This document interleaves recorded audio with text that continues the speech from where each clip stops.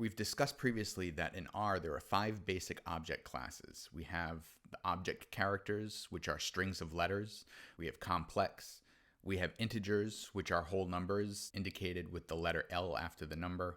We have numeric, which are numbers that include decimals, and then we have logicals, which are true and false. So this is important to understand so that way we can conceptualize how we work with and manage each of these object classes. So in R, there are 5 basic data types.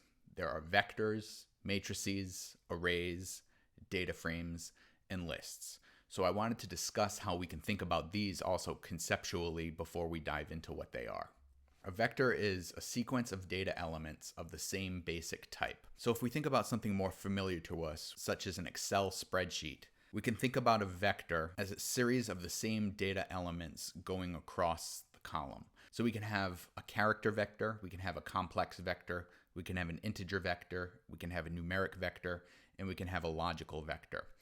So for instance, if we think about a logical vector, we can think about an Excel spreadsheet where in the first row of the first column we have true, and then we move over to the right, and the next column we have false, true, false, true, false, false, false, true. And we can also conceptualize a vector as data moving down the rows of one column of an Excel sheet. So in the first row of the first column of an Excel sheet, we would have true, moving down to the second row, true, third row, false, true, false, true, false. So the thing to remember about a vector is it's just a sequence of data elements that are grouped together that have to have the same basic data type. And as we're going to see, vectors are going to become the building blocks for building data sets in R.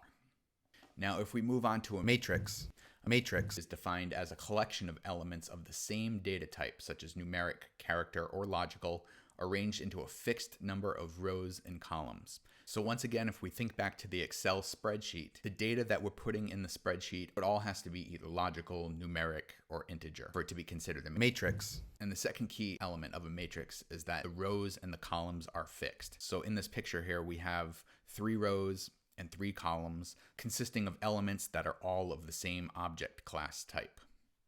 An array, by definition, is a multi-dimensional data structure where the data is stored into matrices, rows, and columns.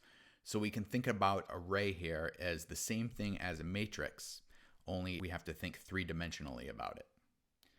A data frame, by definition, is a table or a 2-dimensional array-like structure in which each column contains values of one variable and each row contains one set of values from each column. So what does that mean? If we think back to our example of an Excel datasheet, this is essentially just filling in rows and columns of data that is not necessarily the same for each of the columns.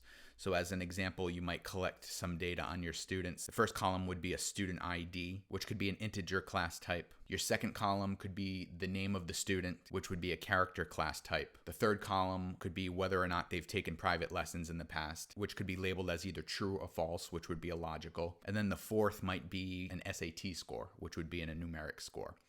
So you notice that each of the columns have the same data type, but going across each of the rows could have different data types. And the last data type is a list. And so a list, by definition, an object which contains elements of all different types. In our data, we could develop a group of vectors, a group of matrices, a group of data frames, and we could link them all together and combine them all together in what's called a list. So in this class, we're only really going to be working with 2 of these data types. We're going to work with the vector, and we're going to use vectors to build data frames.